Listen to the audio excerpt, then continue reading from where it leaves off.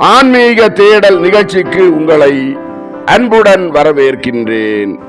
மீட்பரின் காவியம் பாகம் 238 ஏழை கைம்பெண்ணின் காணிக்கை நிகழ்ச்சி பற்றி பார்க்கலாம்.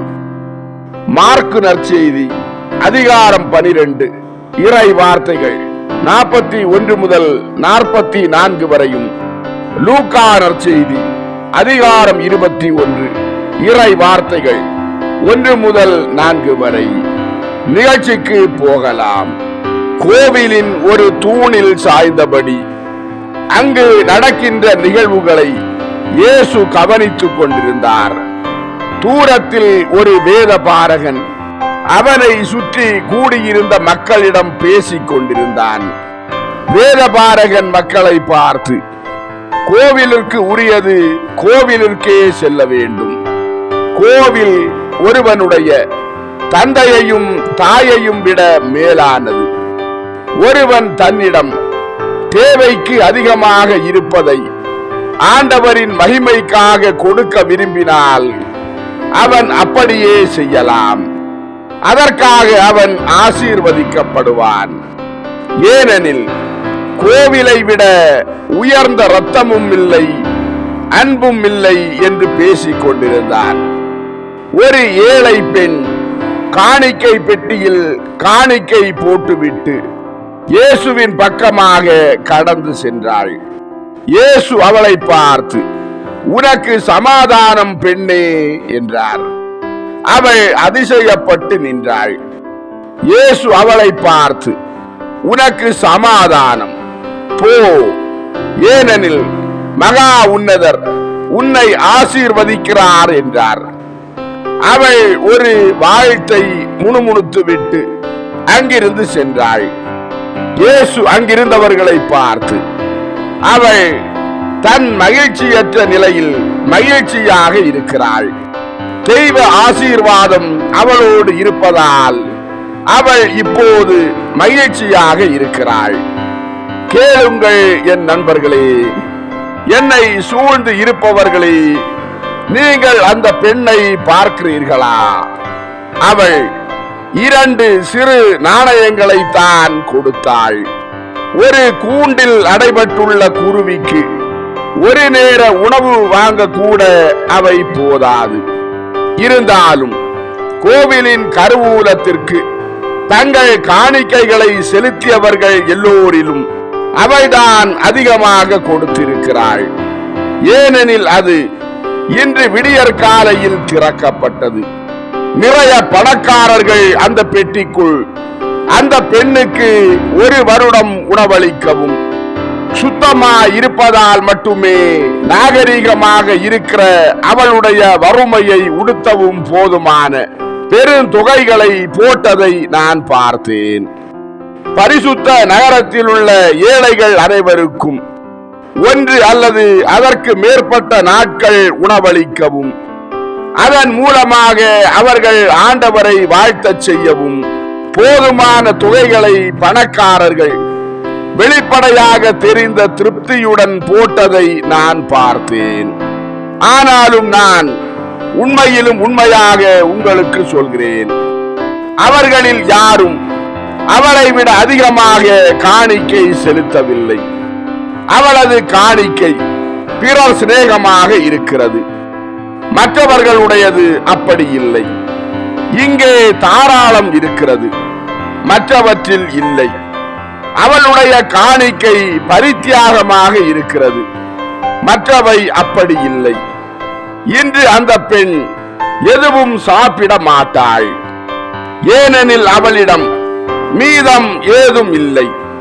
தன் பசியை ஆற்ற கொஞ்சம் ரொட்டி வாங்குவதற்கு முதலில் அவள் உழைக்க வேண்டும். அவள் பணம் எதுவும் தனியாக எடுத்து வைக்கவில்லை. அவள் சார்பாக பணம் சம்பாதிக்க கூடிய உறவினர்களும் யாரும் இல்லை. அவள் தன்னந்தனியாக இருக்கிறாள். கடவுள் அவளுடைய உறவினர்களையும் அவளுடைய கணவனையும் குழந்தைகளையும் எடுத்துக்கொண்டார். அவர்கள் அவளுக்கு விட்டு சென்ற கொஞ்சம் செல்வத்தையும் அவர் எடுத்துக்கொண்டார். கடவுள் என்பதை விட மனிதர்கள் தான் அதை எடுத்துக்கொண்டார்கள். ஆடம்பர அசைவுகளோடு இருக்கிற அந்த மனிதர்களை பார்த்தீர்களா? அவர்கள் தங்களிடம் மிகுதியாக இருப்பதிலிருந்து பணத்தை தொடர்ந்து அதற்குள் போட்டுக் கொண்டிருந்தார்கள். அதில் பெருமளவு ஏழைகள் மற்றும் பசியாய் இருக்கிற மனிதர்களின் கரங்களில் இருந்து அவர்கள் அபகரித்தது ஆகும். கோவிலை விட மேலான இரத்தமோ நேசமோ இல்லை என்று அவர்கள் சொல்கிறார்கள். அதன் மூலம் மக்கள் தங்கள் அயலாரை நேசிக்கலாகாது என்று அவர்கள் அவர்களுக்கு போதிக்கிறார்கள். நானோ உங்களுக்கு சொல்கிறேன், கோவிலிற்கும் மேலாக நேசம் உள்ளது. நேசமே கடவுளின் திரு சட்டமாக இருக்கிறது. தன் அயலானுக்கு தயவு காட்டாதவன் நேசிப்பதில்லை. அளவுக்கு மீறிய பணம் வஞ்சகத்தாலும் வெறுப்பாலும் கடின தன்மையாலும் வெளி வேடத்தாலும் கரைபட்டிருக்கிற பணம் கடவுளுக்கு புகழ்ச்சி கீதம் எதுவும் பாடுவதில்லை. அது அதை அளித்தவனுக்காக கடவுளின் ஆசீர்வாதங்களை ஈர்த்து வருவதில்லை. கடவுள் அதை நிராகரிக்கிறார். அது அந்த பெட்டிகளை வளப்படுத்துகிறது. ஆனாலும் அது தூபத்திற்கான பொன் அல்ல. ஓ, கடவுளுக்கல்ல. உங்கள் நலன்களுக்கு ஊழியம் செய்கிற இறை பணியாளர்களே, அது உங்களை அமிழ்த்துகிற அசுத்தமாக இருக்கிறது. உங்களுடையதாக இருக்கிற ஒரு கொள்கையை போதிக்கிற வேத பாரகர்களே, அது உங்கள் கழுத்தை நெரிக்கிற கயிறாக இருக்கிறது. ஓ பரிசேயர்களே, அது உங்கள் ஆத்துமங்களில் இன்னும் இருக்கிற மிச்சங்களை அரிக்கிற விஷமாக இருக்கிறது. கடவுள் மிச்சங்களை விரும்புவதில்லை. காயீன்களாக இராதீர்கள். பட்டினி கிடந்த ஒரு மனிதனின் பசியை நான் ஆற்ற வேண்டி இருந்தது. ஆனாலும் அப்படி செய்யாதபடி நான் தடுக்கப்பட்டேன்.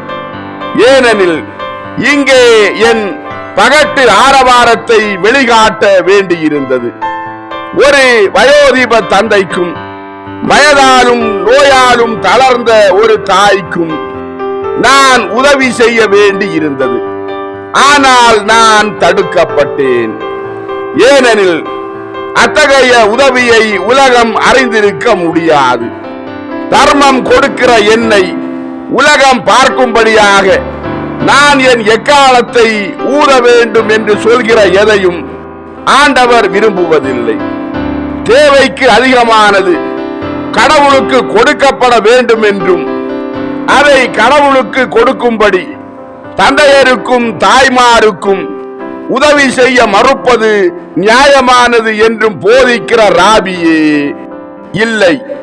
கடவுளை உங்கள் முழு இருதயத்தோடும் முழு ஆத்துமத்தோடும் முழு புத்தியோடும் முழு பலத்தோடும் நேசியுங்கள் என்பதுதான் முதலாவது கட்டளை. ஆகவே அதிகப்படியாக இருப்பதல்ல, மாறாக அவருக்காக துன்புறுவதை நேசிப்பதன் மூலம் நம் இரத்தமாக இருப்பது அவருக்கு கொடுக்கப்பட வேண்டும். துன்புறுவது மற்றவர்களை துன்புறச் செய்வது அல்ல. ஒருவன் தன்னுடைய செல்வங்களை விலக்குவது ஏற்றுக்கொள்ள முடியாததாக இருப்பதாலும் தன் சுபாவப்படி தீயவனாக இருக்கிற மனிதனுக்கு செல்வமே இருதயமாக இருப்பதாலும் அவன் நிறைய கொடுக்க வேண்டி வருமானால் அப்படி கொடுக்க வேண்டி இருப்பதாலேயே நீதியின் காரணமாக ஒருவன் கொடுக்க வேண்டும். ஏனென்றால் ஒருவன் கொண்டுள்ள சகலத்தையும் கடவுளின் நன்மைத்தனமே அவனுக்கு தந்தது.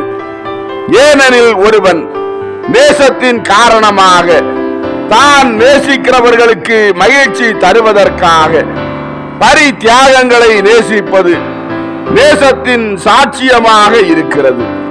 துன்பத்தின் நிமித்தமாக துன்புறுவது, ஆனால் துன்புறுவது, நான் திரும்பவும் சொல்கிறேன், மற்றவர்கள் துன்பப்படும்படி செய்வதற்காக அல்ல.